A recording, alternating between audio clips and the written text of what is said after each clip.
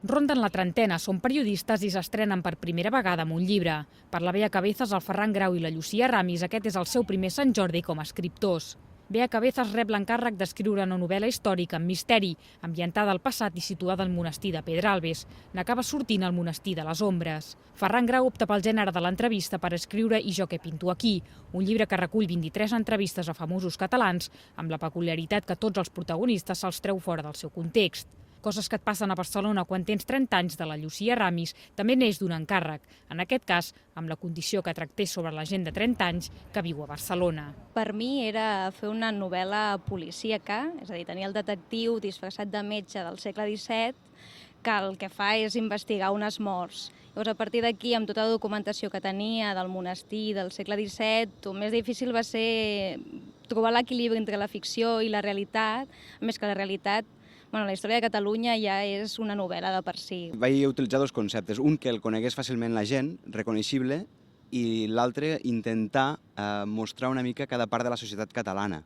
Evidentment, com que tenien que ser coneguts, hi ha molta part de faràndula, diguem, en el llibre, és a dir, molta part artística o molta part mediàtica, però una mica intentar agafar parts diferents de la societat. Demostrar que els que tenim 30 anys, perquè som fills de la transició, ens ho han donat sempre tot i sobretot ens han exigit que siguem feliços. Que siguem lliures, no? I ser lliure i ser feliç vol dir moltes coses i vol dir no res. Jo sempre faig la mateixa metàfora, però és aquesta, és com el joc de les cadires.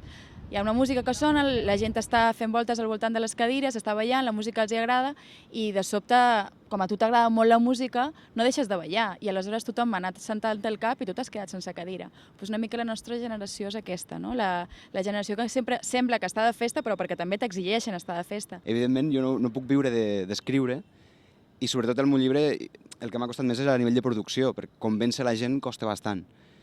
I clar, evidentment has de passar moltes hores. Què passa? Que s'hagi estat de nit. La producció de dia, però tota la resta de nit. Has de treballar molt, però a més has de treballar a guanyar-te un respecte. I això és el més difícil, en tot.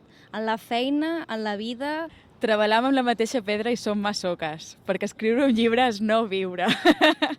Jo crec que quan escrius el que fas és deixar de viure per poder escriure allò que vius, no? L'etiqueta d'escriptora encara no me la puc posar perquè només he fet un llibre i potser que n'hi ha molts que només s'han quedat en el primer llibre i m'agradaria fer un segon i en això ja estic ara també batallant per fer una segona novel·la. Escriure un segon llibre, evidentment. Això, si comences, no pares.